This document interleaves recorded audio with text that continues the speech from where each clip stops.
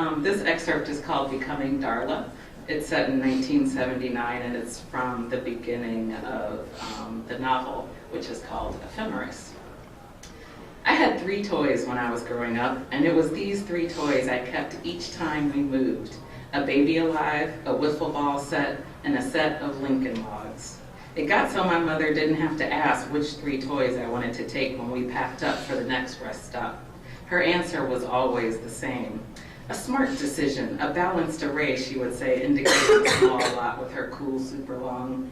My mother liked to use words like array and meander, juxtapose and evoke. They were princess words, and she fancied herself a princess. Listen to you, Janine. Whenever we were in St. Louis, my grandfather would smile and puff up with pride and humility at his educated daughter. He was a fascinated devotee of words and numbers, but he himself had never attended school past 8th grade. That he made it that far must have been an accomplishment. His graduation was one of his favorite stories and his frequent refrain. I wondered what she meant by balanced array. Was it the indoor-outdoor toy thing, or that one toy drew boyfriends, one toy drew girlfriends, and one toy brought both or neither? I liked the baby alive because you could feed her applesauce and have it come out the other end. When we were on the road, I would use napkins from fast food restaurants for diapers. When we got to the next town, baby alive would be my litmus test, a Janine word. I liked to eat the applesauce out of the other end of the baby alive. I had discovered this on a hot, dry afternoon with breezes reminiscent of opening oven doors. The applesauce was still vaguely cool and fruity and light. Any girl I could convince to do this with me could be my friend. Not all girls were faced with this challenge. I knew then that something about this act was unusual. It would bind us in a secret society outside the rest of the bland landscape. Janine didn't know this. If she had ever asked why Danielle or Charlotte or Crystal didn't come around again, I might have told her, but she didn't ask and I didn't tell. Wiffle ball was a different thing altogether. I hit the ball directly into the face of the boy who had pitched it. It didn't damage, but it stung. Boys thought I was tough, but if they'd been able to look closely, they'd have known that I was all underbelly, thinly disguised. We were rarely in one place long enough for anyone to figure out my unconscious ruse. I hit all the boys except Hank. Hank was not a boy, though. Hank was a man. Janine said he was a shiftless nigga when it was just she and me. When there were other grown folks around, Hank was an intellectual. He had been to college and all over the world. And if gin and tonics were around, then Hank was also a fabulous lover. He was my favorite dad, and Janine my only mother. He had a blue station wagon with wood paneling, a nappy beard, and a love for country music. Black people don't listen to country music, Hank, Janine said one time, interrupting the rhythm of highway scenes, Johnny Cash and wheat fields. Either black people listen to country music, or I ain't black. He sounded like Bo Duke on the Dukes of Hazzard. There was no doubting his hue, and I surmised that liking Janis Joplin was okay too. You've got to remember where you come from, but you also got to open up your world, he said to the rearview mirror.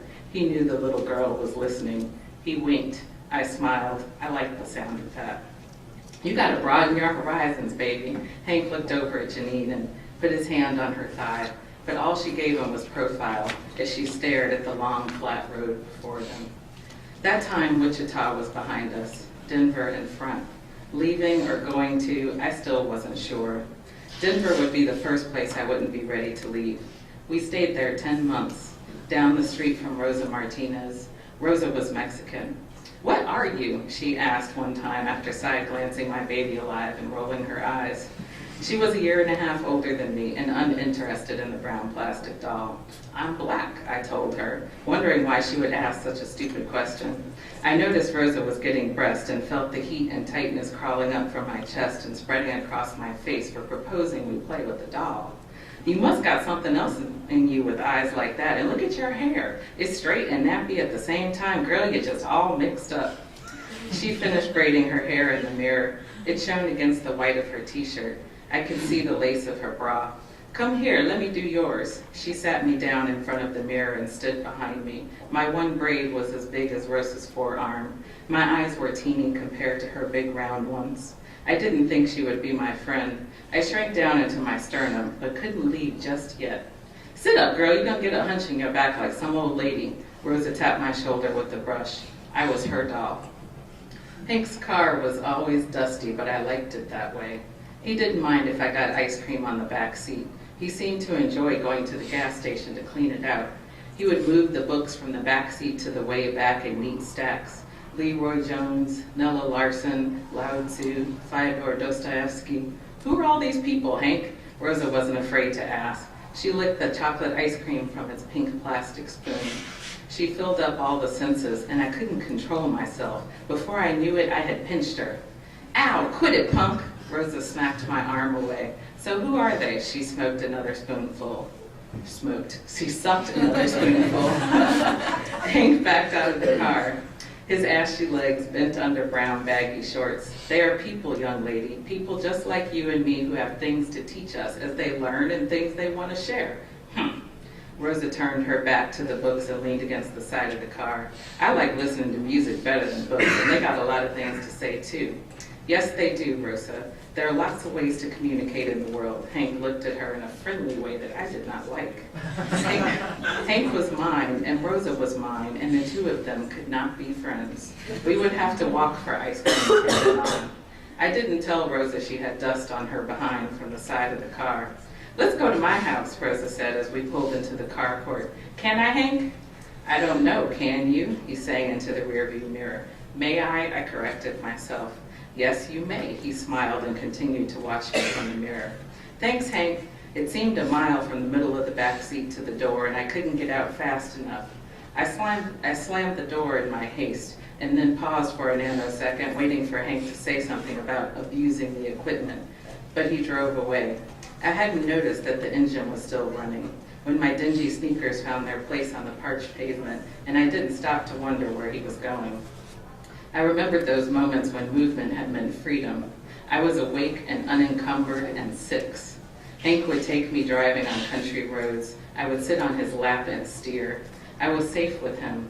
We raced into the terrain, the toothy grill of wood-paneled station wagon, chasing an invisible destination. We digested the dips and crests. Dust spread out behind us, a temporary marker of where we'd been. Yee-haw, he would holler as we bumped over the earth like a fast-moving boat over waves. By human terms, it was deserted, but in reality, that desert was just a sleeping giant, barely on the other side of the mountains. That day, it awoke and swallowed him up whole. That was the first night of waiting for Hank to come home. Thank you.